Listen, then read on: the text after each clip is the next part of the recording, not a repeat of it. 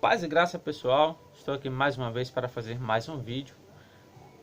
Antes de começar aqui o vídeo, peço aí que se inscreva no canal, ative o sininho das notificações, deixe o like, compartilhe aí este vídeo que pode ajudar diversas pessoas a tirarem, algumas dúvidas em relação à Bíblia, beleza?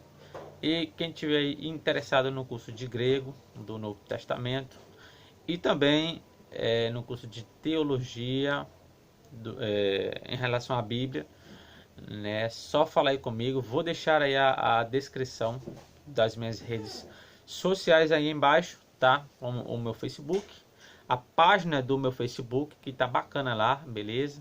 Que é Teologia em Foco. Quem quiser olhar lá a página, é só entrar aí no link da descrição que eu vou deixar abaixo, tá? E lá tem bastante coisa bacana. Ontem eu coloquei lá um estudo sobre o Apocalipse 6. Quem é aquele cavalo branco? É o mesmo do Apocalipse 19? Tratei ontem sobre aquela questão. Vou postar diversas coisas sobre o Apocalipse, que é um livro que várias pessoas têm dificuldade de entender, de compreender certas coisas. Beleza? Então é isso aí. Que Deus abençoe a sua vida, abençoe a cada um de vocês. Bem, pessoal, hoje eu quero tratar sobre uma suposta contradição dos evangelhos. Isso mesmo. O relato do centurião. Acredito que você já conhece este relato. Aqui em Mateus capítulo 8, versículo 5 em diante, fala o seguinte, ó. E, entrando Jesus em Cafarnaum, chegou junto dele um centurião rogando-lhe. Então, o texto que narra, quando Jesus ele estava entrando em Cafarnaum, chegou um centurião junto dele rogando. Beleza? Aí ok. Verso 6. E dizendo: Senhor, o meu criado jaz em casa paralítico e violentamente atormentado. E Jesus lhe disse: Eu irei e lhe darei saúde. E o centurião respondendo, disse: Senhor, não sou digno de que entres debaixo do meu telhado, mas dizes somente uma palavra e o meu criado sarará. Pois também eu sou homem, sob autoridade, tenho soldados, as minhas ordens. E digo a este, vai, e ele vai. E a outro, vem, e ele vem. E ao meu criado, faze isto, e ele o faz. Maravilhou-se Jesus ouvindo isso, e disse aos que o seguiam: Em verdade vos digo, que nem mesmo em Israel encontrei tanta fé. Ok. Então, este relato aqui mostra, o centurião indo até Cristo, falando que tinha um servo lá, doente, tal, beleza. O problema se encontra no relato que Lucas no capítulo 7, versículo 1 em diante, traz o mesmo relato, mas Lucas traz de uma forma diferente. Como compreender isso? Olha como Lucas traz. Mateus fala que o centurião foi. Lucas não fala isso. Lucas fala diferente, olha só. Do verso 1 em diante. E depois de concluir todos esses discursos perante o povo, entrou em Cafarnaum. Ok. E o servo de um centurião, a quem este muito estimava, estava doente e moribundo. E quando ouviu falar de Jesus, enviou-lhes uns anciãos dos judeus, rogando-lhe que lhe viesse curar o seu servo. Olha aqui, no versículo 3, esse centurião, ele ouviu falar de Cristo e mandou, olha o que ele manda, alguns anciãos dos judeus, rogando que viesse curar o seu servo. Continua, versículo 4. E chegando ele junto de Jesus, rogaram-lhe muito, dizendo: É digno de que lhe concedas isso, porque ama a nossa nação, e ele mesmo nos edificou a sinagoga. E foi Jesus com eles, mas quando já estava perto da casa, enviou-lhes o centurião uns amigos, dizendo-lhe: Senhor, não te incomodes, porque não sou digno de que entres debaixo do meu telhado. E depois disso, e por isso, nem ainda me julguei digno de ir ter contigo. Dize, porém, uma palavra e o meu criado sarará. Porque também eu sou homem sujeito à autoridade, e tenho soldados sob o meu poder, e digo a este, vai, e ele vai, e a outro, vem, e ele vem, e ao meu servo, faze isto, e ele o faz. E ouvindo isso, Jesus maravilhou-se dele, e voltando-se, disse à multidão que o seguia, digo-vos que nem mesmo ainda em Israel tenho achado tanta fé. E voltando-se para casa, os que foram enviados acharam então o servo enfermo. Beleza. Acharam são o servo enfermo, né? Aqui no versículo 10. E voltando para casa, os que foram enviados acharam são o bom o servo enfermo. Esses dois relatos, né, eles aparentam uma contradição. Mateus registra que o centurião foi. Lucas fala que não. Né? No próprio relato aqui, o centurião manda servos falando que nem era digno de ir ter com Jesus. Olha que diferença. E agora, como resolver essa suposta contradição? Bem, na antiguidade, em relação à escrita, quando uma pessoa ela representava, ela era enviada por outra pessoa, era como se aquela pessoa estivesse ali fazendo o que aquele representante foi mandado para fazer. Por exemplo, Jesus tinha os seus discípulos, certo, que batizavam. Mas era a mesma coisa que Cristo estivesse fazendo. Isso é atestado na própria Bíblia. Nem precisa de relato histórico para saber disso. Exemplo, no livro de João, capítulo 4, versículo 1, você encontra aqui falando o seguinte: e quando o Senhor veio a saber que os fariseus tinham ouvido que Jesus fazia e batizava mais discípulos do que João. Diz que Jesus batizava sim, mas o versículo 2 fala, ainda que Jesus mesmo não batizava, mas os seus discípulos. Ora, os discípulos, eles representavam Cristo por onde eles iam. Curavam, ressuscitavam mortos,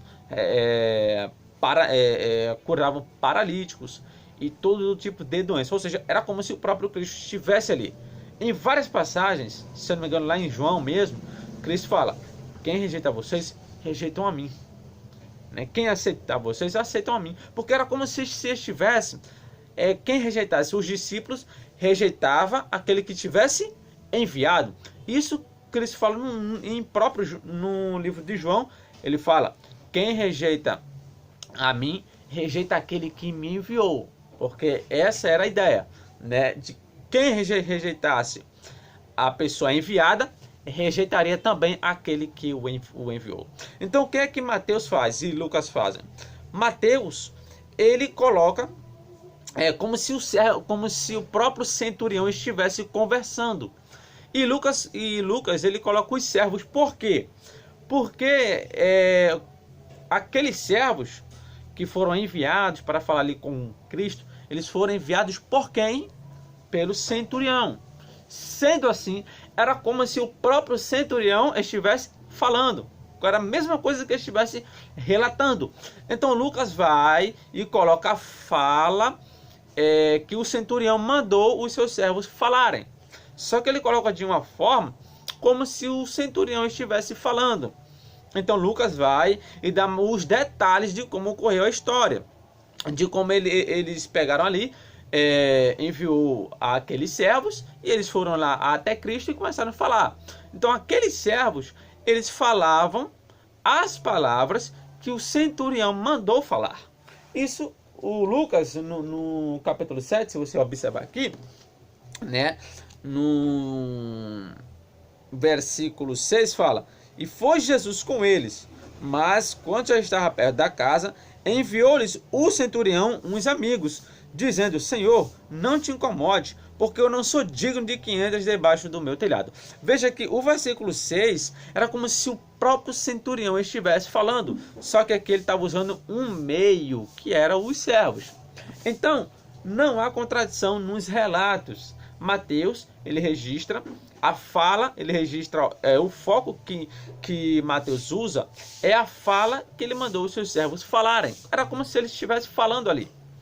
E Lucas, ele registra os detalhes de como aquilo aconteceu, que ele falou aquilo, que os servos falaram para Jesus: olha, quando vocês chegarem perto de Cristo, fale assim, assim, assim, assim. Então os servos foram lá e começaram a falar. Então era a mesma coisa que o centurião estivesse ali falando. Como eu dei aqui vários exemplos.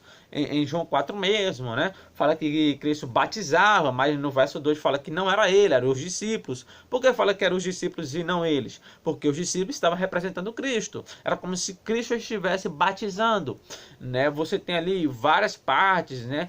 Que o Messias fala: quem rejeita a vocês, rejeitam a mim. Quem rejeita a mim, rejeita aquele que me enviou. Porque isso é representação daquela pessoa que estava ali. Né? Cristo estava representando o Pai na terra. Então ele agia, falava, né, em certas ocasiões como se fosse o próprio Pai, em relação quando ele estava ali representando o seu Pai. Mesma coisa acontece aqui.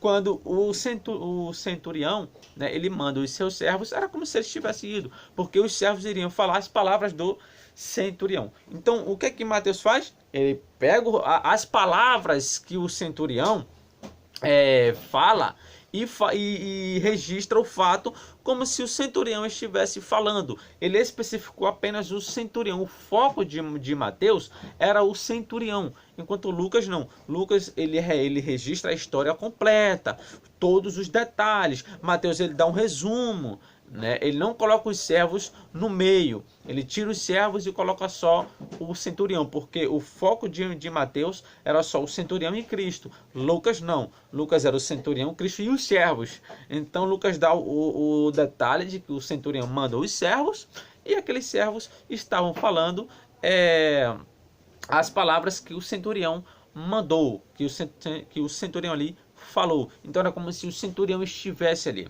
Então não há nenhuma contradição nos dois relatos, né? Então algumas pessoas chegam aqui e dizem: é uma contradição. Não, não é. É formas de escrita e de entendimento da época. Tanto que quando você pega alguns... Eu já fiz diversas pesquisas sobre os dois textos, que alguns estudiosos falam, né? Eles tratam desse assunto dessa forma que eu estou aqui explicando, né? Eu tenho aqui algumas fontes e eles falam que não há contradição. Questões de resumos e de detalhes que um autor dá e o outro não, né? E eu pesquisei em outras fontes históricas também e eu encontrei diversos relatos dessa forma, como Lucas trata e como Mateus trata, né? Pegando a mesma história, só que um dá um resumo, outro dá mais detalhes que o outro não deu. Isso ocorre muito nos evangelhos, por isso em algumas vezes soa como uma contradição, mas não é uma contradição. Os dois relatos estão corretos. Mateus ele trata do centurião em específico, porque foi o centurião que mandou aqueles servos falarem. Então era como se o centurião estivesse falando. Então na mente de Mateus ele registra como se o centurião estivesse ali conversando com Cristo. Lucas ele tem já o propósito de mostrar a história mais com detalhes. Não foi o centurião que de fato foi, mas o centurião enviou os seus servos que estavam o representando. Então o representante ele tinha algumas características igual do seu senhor. Quando o representante ele representava outro, era como se aquele outro estivesse ali falando. Ok, pessoal? Então é isso aí. Deus abençoe sua vida. Espero aí ter ajudado vocês com este texto. Vou trazer mais vídeos sobre as supostas contradições dos evangelhos, tá? É isso aí, que Deus abençoe a cada um de vocês. Se inscrevam lá na minha página, curtam lá, se inscrevam aí no canal, deixa o like, compartilhe, tá? E as minhas redes sociais vai estar embaixo, WhatsApp e Facebook, ok? Que Deus abençoe a cada um de vocês.